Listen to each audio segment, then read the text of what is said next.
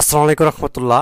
সপ্তম শ্রেণীর প্রিয় শিক্ষার্থীরা, তো তোমাদের আগামীকাল হচ্ছে বার্ষিক পরীক্ষার বাংলা পরীক্ষা অনুষ্ঠিত হবে। তো অনেক স্কুলেই তো বিষয়টি হচ্ছে যে প্রশ্নটি তোমাদেরকে দিচ্ছি, এই প্রশ্ন থেকে অনেক স্কুলে কমন পড়বে, আবার অনেক স্কুলে কিছু কিছু স্কুলে কমন নাও পড়তে পারে। এটি কারণ হচ্ছে অনেক স্কুলে কিন্তু দেখা যাচ্ছে স্যাররা বা হচ্ছে শিক্ষা প্রতিষ্ঠান থেকে যদি প্রশ্ন তৈরি করে, তাহলে কিন্তু এই প্রশ্নের সাথে মিলবে না, ঠিক আছে।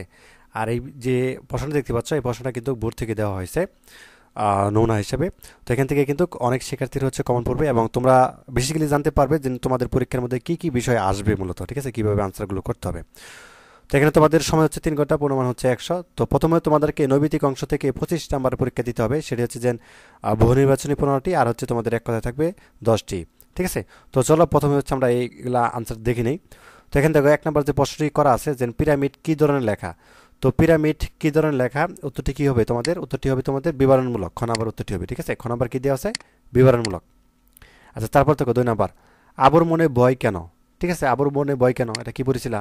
মাছ ধরতে, অর্থাৎ মাছ ধরতে পারার সংখ্যায়, ঠিক আছে, না পারার সংখ্যায়, এটাও খ নাম্বার। আর তারপর একটা সততা স্টোর দেখতেছো, এখানে স্বল্পমূল্য খাতা কলম পেন্সিল জাতীয় স্টোর দ্রব্য পাওয়া যায়, যোগাযোগ এত দলে এত। তো উপরে লেখাটি চারপাশে কোন বিষয়ের সাথে মিলে? তো এটা কিসের সাথে মিলতেছে? অবশ্যই কিসের সাথে মিলতেছে? এটা এটা লিফলেটের সাথে মিলতেছে, তাই না? লিফলেট এভাবে কিন্তু লেখা হয়, এভাবে কিন্তু বিতরণ করা হয়। আচ্ছা, তারপর হচ্ছে 4 নাম্বার, যেন কোনটি ক্রিয়াবাচক শব্দ, ঠিক আছে। তো ক্রিয়াবাচক শব্দ কোনটি? তো 4 নাম্বার উত্তরটি কি আছে? করেছি, ঠিক আছে, কি হবে? করেছি, এই গ নাম্বারটা। আচ্ছা, নিচের কিছু কবিতা অংশ দেওয়া আছে, এর আলোকে তোমাদের 5 নাম্বার প্রশ্নটি করা আছে। তো 5 নাম্বার উত্তরটি হবে তোমাদের কি? মাঝি। উত্তরটি কি হবে? 5 নাম্বার মাঝি। যেহেতু তোমরা প্রশ্নগুলো দেখতে পাচ্ছ, আমি শুধু উত্তরগুলো পড়তেছি, ঠিক আছে। আর 6 নাম্বার উত্তরটি কি হবে? 6 নাম্বার আমরা উত্তরটি দেখি, বড় হলে আমি হব খেয়াঘাটের মাঝি। উত্তরটি কি হবে? বড় হলে আমি হব খেয়াঘাটের মাঝি, শেষেরটা গ নাম্বারটা, ঠিক আছে। আচ্ছা, কোনটি অঘোষ ধ্বনির উদাহরণ? 7 নাম্বার উত্তরটি কি হবে? 7 নাম্বার হবে ত, এই যে ত হবে ক নাম্বারটা, ঠিক আছে। আচ্ছা, 8 নাম্বার দেখো, কোনটি উপসর্গ সাধিত শব্দ? ঠিক আছে। 8 নাম্বার উত্তরটি কি হবে? সম্মান। উত্তরটি কি হবে? সম্মান। সম্মানের যে গ নাম্বারটা, ঠিক আছে। নিচের কোনটি জটিল বাক্যের উদাহরণ? তো এখানে বেশ কিছু বাক্য দেওয়া আছে, তাই না? তো 9 নাম্বার উত্তরটি কি হবে? যত দান করবে তত বেড়ে যাবে, যত দান করবে তত বেড়ে যাবে, খ নাম্বার উত্তরটি হবে, ঠিক আছে। আচ্ছা, 10 নাম্বারটি দেখো, আমার মায়ের সোনার নুলক হারিয়ে গেল, কবি বলতে কবি কি বুঝিয়েছেন? ঠিক আছে। তো এখানে 10 নাম্বার উত্তরটি কি হবে? 10 নাম্বার হবে হারানো কি? হারানো ঐতিহ্য, তাই না? হারানো ঐতিহ্য, তো ক নাম্বারটি হবে। আচ্ছা, প্রাচীন বাঙালির কোন দিকে বেশ ঝোঁক ছিল? তো 11 নম্বর প্রশ্নের উত্তরটি হবে তোমাদের সাজসজ্জার, কি হবে? সাজসজ্জার, খ নম্বর উত্তরটি হবে, ঠিক আছে। আচ্ছা, তারপর হচ্ছে 12 নম্বর উত্তরটি দেখো, 12 নম্বর বলছে, তো 12 নম্বর উত্তরটি তোমাদেরকে থাক, 12 নম্বর উত্তরটি হবে তোমাদের এখানে 3, কি হবে? 3, ঠিক আছে। এ বাক্যে কয়টি উপসর্গ শব্দ? 3টি, ঠিক আছে। এই বাক্যটি দেওয়া আছে আর কি। আচ্ছা, 13 নম্বর দেখো, নিচের কোনটি তথ্যের উদাহরণ? নিচের কোনটি তথ্যের উদাহরণ? 13 নম্বর হবে ভাত বাঙালির, ভাত বাঙালির বহুকালের প্রিয় খাদ্য, ঠিক আছে, এই যে গ নাম্বারটা। আচ্ছা, নিচের কোনটি সমাজ সাধিত শব্দ? ঠিক আছে। তো 14 নম্বরটা কি হবে? হাতগড়ি, কি হবে? হাতগড়ি, হাত ও গড়ি, হাতগড়ি, তাই না? আর নিচের কোনটি বিশেষ শব্দ? 15 নম্বর। তো 15 নম্বর হবে তোমাদের সততা, কি হবে? সততা, এটা কি বিশেষ শব্দ? আচ্ছা, এখন হচ্ছে তোমাদের এক কথায় উত্তরগুলো দিতে হবে 16 থেকে 25 পর্যন্ত, ঠিক আছে। এখানে 10টি শব্দ ইয়ে দিয়ে আছে, প্রশ্ন করা আছে। তো এগুলো কিন্তু এক কথায় তোমাকে মুখস্থ করতে হবে ডাইরেক্ট। যেমন নুলক কবিতাটি কবির কোন কাব্যগ্রন্থ থেকে নেওয়া হয়েছে, এটা তোমার মুখস্থ করতে হবে। কোন কাব্য থেকে নেওয়া হয়েছিল? পাখির কাছে ফুলের কাছে, পাখির কাছে ফুলের কাছে থেকে নেওয়া হয়েছিল, তাই না? তো এটাকে মুখস্থ করবা। এবং 17 নম্বর, মানুষ ও পানির সহাবস্থান তোমার পাঠ্য কোন কবিতার মূল ভাব বলা যায়? তো উত্তরটি কি হবে তোমাদের? ময়নামতির, কি হবে? ময়নামতির চর, ঠিক আছে, 17 নম্বরটা। 18 নম্বর কি? উদাহরণ দেওয়ার আগে কোন চিহ্ন বসে? উদাহরণ দেওয়ার কোন চিহ্ন বসে? কোলন বসবে। উত্তর 18 নম্বর কি হবে? কোলন, ঠিক আছে। আচ্ছা, 19 নম্বরটা, পিরামিড রচনাটি লেখকের কোন কাব্যগ্রন্থ থেকে নেওয়া হয়েছে, মানে কোন তাই থেকে নেওয়া হয়েছে? জলডাঙ্গায়, ঠিক আছে, জলেডাঙ্গায় থেকে নেওয়া হয়েছে 19 নম্বরটা। আচ্ছা, 20 নম্বর দেখো, জলাকি। 20 নম্বর হচ্ছে কি? জলাকি জলমগ্ন ভূমি, ঠিক আছে, 20 নম্বর হচ্ছে জলমগ্ন ভূমি। আচ্ছা, 21 নম্বরটা দেখো, চল আমরা খোঁজ করে দেখি, বাক্যটি কোন শ্রেণীর? 21 নম্বর উত্তরটি কি হবে? অনুজ্ঞাবাচক, ঠিক আছে, উত্তরটি কি হবে? অনুজ্ঞাবাচক। আচ্ছা, 22 নম্বর দেখো, আচ্ছা, উপহার পাওয়ার ব্যাপারটি অবশ্যই সম্মানের, এ বাক্যে উপহার শব্দটি কি যুগে গঠিত হয়েছে? 22 নম্বর উত্তরটি কি হবে? 22 নম্বর উত্তরটি হবে তোমাদের উপসর্গ, ঠিক আছে, উপসর্গ হবে। আচ্ছা, তারপর দেখো 23 নম্বর, প্রাঙ্গন শব্দের সঠিক উচ্চারণ কোনটি? 23 নম্বর উত্তরটি কি হবে? প্রাঙ্গন, এটা হচ্ছে সঠিক উচ্চারণ, ঠিক আছে। আচ্ছা, কবিতায় ছোট ছোট অংশকে কি বলে? ছোট ছোট অংশ কি বলে? স্তব বলে, ঠিক আছে। আর সর্বশেষ, নতুন চরের পলিমাটিতে কৃষকেরা কি বুনেছেন? তো 25 নম্বর কি হবে? 25 নম্বর হবে কলাই, কলাই হবে, ঠিক আছে। আচ্ছা, তারপরে হচ্ছে আমাদেরকে যেটি বলছে দেখো, রচনামূলক অংশ থেকে তোমাদের 75 নাম্বারের পরীক্ষা অনুষ্ঠিত হবে।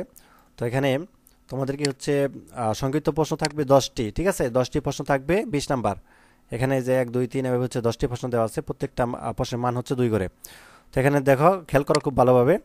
আচ্ছা, এটা দেখার আগে তোমাদের জন্য একটা নিউজ, সেটা হচ্ছে আগামীকাল পর্যন্ত অর্থাৎ 28শে নভেম্বর পর্যন্ত তোমাদের হচ্ছে যারা তোমরা এখন সপ্তম শ্রেণীতে পড়তেছ, তো তোমরা হচ্ছে 2025-এ কিন্তু অষ্টম শ্রেণীতে উঠবা, তাই না? তো তোমাদেরকে একটা সুখবর, বিশেষ করে যে special discount academic programme 2025 pre book করতে ক্লিক করবো এক লিঙ্কে। তো আমি এই ভিডিওটির কমেন্টে এবং ভিডিওর ডিসক্রিপশনে একটা লিঙ্ক দিব, এটা হচ্ছে ক্লিক করবা, ঠিক আছে? কীভাবে কী করতে হবে প্রি বুকিংটা করবো সেটা বলতেছি।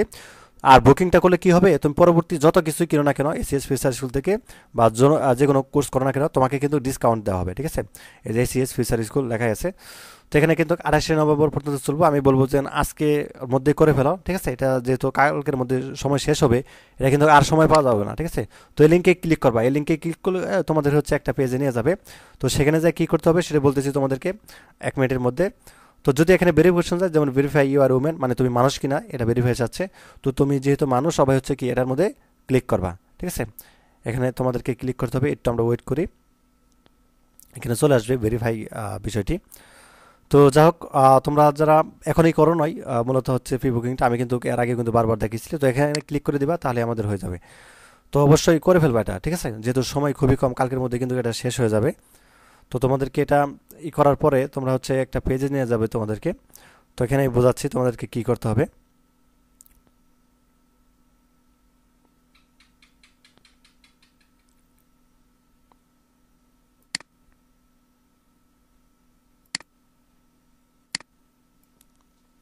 আচ্ছা, আমরা আবার একটু যাওয়ার চেষ্টা করি। তো এখানে লিঙ্কে ক্লিক করবা, হয়তো বা একটু নেটওয়ার্কে বা হচ্ছে নেট একটু সমস্যা করতেছে, আমরা একটু দেখি বিষয়টি। হ্যাঁ, নেটে একটু সমস্যা করতেছে। আচ্ছা, যা হোক, আমরা হচ্ছে পরবর্তী প্রশ্ন দেখতে থাকি, তারপরে তোমাদেরকে দেখাচ্ছি। তো কবিতায় অনেক সময় শব্দের চেহারা পরিবর্তন হয় কেন, তাই না? এই উত্তরটা কীভাবে লিখবা? এই উত্তরটা তোমাকে লিখতে হবে এভাবে: কবিতায় শব্দের চেহারা পরিবর্তন হওয়া একটি শিল্পধর্মী কৌশল। কবি এই পরিবর্তনগুলো বিভিন্ন কারণে করেন, যেমন শব্দের সঙ্গীতময়তা, ঠিক আছে, এবং অভিব্যক্তি এবং ভাব প্রকাশের জন্য, এবং রূপক বা চিত্রকল সৃষ্টি, এগুলো করার জন্য, ঠিক আছে? তো যাই হোক, এগুলো একটু ছোটো ছোটো করে ব্যাখ্যা করে দিতে পারো। তো আমরা হচ্ছে যেটা দেখাচ্ছিলাম তোমাদেরকে, এই লিঙ্কে ক্লিক করার পরে মেবি হচ্ছে নেট আছে হয়তো বা স্লো, স্যার সমস্যা নেই, আমরা দেখতেছি। খুব ইজি, একটা ফোন নাম্বার দিয়ে হচ্ছে প্রি বুকিংটা করে ফেলবা। আমি কিন্তু এর আগে কিন্তু বিভিন্ন ভিডিওতে দেখেছি, তোমরা হচ্ছে প্রিভিয়াস ভিডিওগুলো হচ্ছে তোমাদের যে গণিত বিষয়ে যে ক্লাসটা দিয়েছিলাম, ওখানে কিন্তু দেখে নিতে পারো।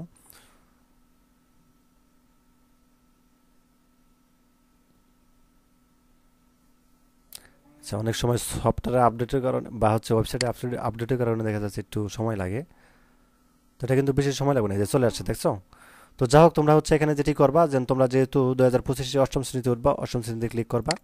এবং তোমরা তারপরে যেটি করবা আমি দেখাচ্ছি তোমাদেরকে, যে অষ্টম শ্রেণীতে ক্লিক করলাম, এবং এখানে একটা ডেমো দেখো, ডেমো লেখা আছে। এই ভিডিওটা দেখলে কিন্তু তুমি স্পষ্টভাবে বুঝতে পারবা কী কী বিষয় থাকতেছে এবং কী কী বিষয় তোমাদের আর প্রি বুক করতে পারো এখান থেকে। অথবা তোমরা যে নিচে লেখা আছে প্রি বুক করো, ঠিক আছে? এটা মোবাইল দিয়ে ইজিভাবে করতে পারবা। তোমাদের যা যা বিষয়গুলো থাকতেছে, কারা ক্লাস নেবেন, কীভাবে ক্লাস নেবেন, কবে থেকে শুরু হচ্ছে, এবং কোর্সে কী কী থাকতেছে, হেড নোট থাকতেছে কিনা, এবং তোমাদের জন্য এই যে দেখতে পাচ্ছ কোর্স সম্পর্কিত প্রশ্নগুলি, অলরেডি তোমরা যে সকল প্রশ্ন করে থাকো এগুলো কিন্তু উত্তর অলরেডি দেওয়া আছে, দেখছো? মানে ক্লাস কবে শুরু হবে, কিভাবে শুরু হবে, কিভাবে কোর্স কিনবো, বা হচ্ছে রুটিন কীভাবে পাবো, ক্লাসগুলো কিভাবে হবে, বা কোর্সটি কাদের জন্য, এবং কোর্সের আসলে লেকচার সিট আসলে দেওয়া হবে কিনা। হ্যাঁ, অবশ্যই দেওয়া হবে, ঠিক আছে? এবং তোমাদের জন্য রেকর্ডও ভিডিও থাকবে, তোমরা কোনো ক্লাস মিস করলে কিন্তু দেখতে পাবা। আচ্ছা, বি বুক করবে এখান থেকে, এখানে ক্লিক করলে একটা ফোন নাম্বার দিয়ে জাস্ট ওই ফোন নাম্বারে ওটিপি যাবে 6 সংখ্যার, ওটা বসিয়ে তুমি হচ্ছে হচ্ছে তোমাদের ওটিপিটা বসিয়ে তোমাদের, অর্থাৎ যে বিষয়গুলো রয়েছে, তোমাদের নাম বা কোন শ্রেণীতে এই বিষয়গুলো রয়েছে, এবং পাসওয়ার্ড দিয়ে হচ্ছে তুমি হচ্ছে একটা করে ফেলবা, ঠিক আছে? তো আমি বলবো যে না, যদি সম্ভব আজকের মধ্যে করে ফেলো এটা, যেহেতু সময় খুবই কম। এবং তারপর 2 নাম্বারটা দেখো, যে মাঝি কবিতায় কিশোর কেন খেয়াঘাটের মাঝি হতে চেয়েছেন, তাই না?